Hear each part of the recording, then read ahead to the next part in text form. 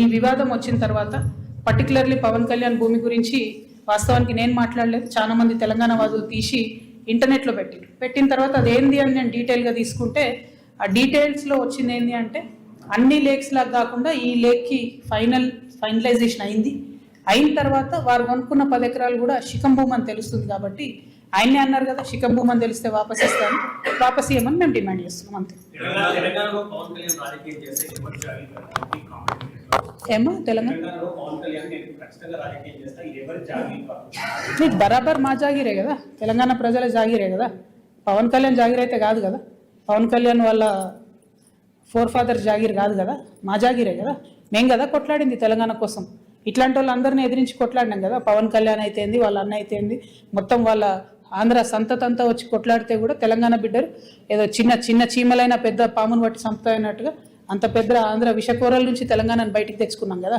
ఏం ఊరుకోము అంటే కొట్లాడినాం, మేము కడుపు కట్టుకొని కొట్లాడినాం కాబట్టి ఖచ్చితంగా కోపం వస్తుంది, ఖచ్చితంగా ఆవేశం ఉంటుంది. ఇక్కడ మీరు వచ్చి రాజకీయాలు చేస్తామంటే మాత్రం ప్రజలు ఓడిస్తారు ఖచ్చితంగా. ఇప్పుడు రాజ్యాంగం చెప్పింది కాబట్టి ఎవరైనా ఎక్కడన్నా పోటీ చేయొచ్చు అనేదానికి ఇబ్బంది ఏం లేదు. కానీ నైతికత అనేది ఒకటి ఉంటుంది.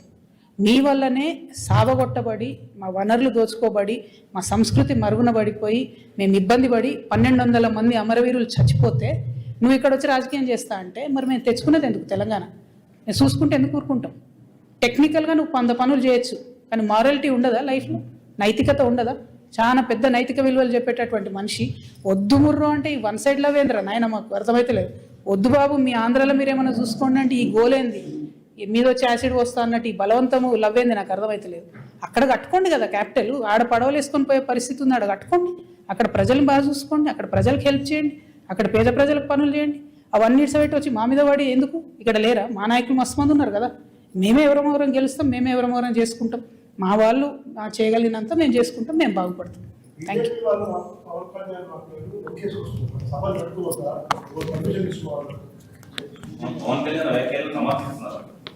అంటే బీజేపీ వాళ్ళకి ఎవరు లీడర్ లేరు, వాళ్ళు ఏదో పవన్ కళ్యాణ్ వస్తే 2 ఓట్లు వస్తాయి అనుకుంటున్నారు. ఆ ఉన్న 8 సీట్లు కూడా పోతాయి ఈసారి, అవి కూడా రావు. ఎందుకంటే తెలంగాణ ప్రజలు గమనిస్తున్నారు బీజేపీ వాళ్ళు ఏం చేస్తున్నారు అన్నది.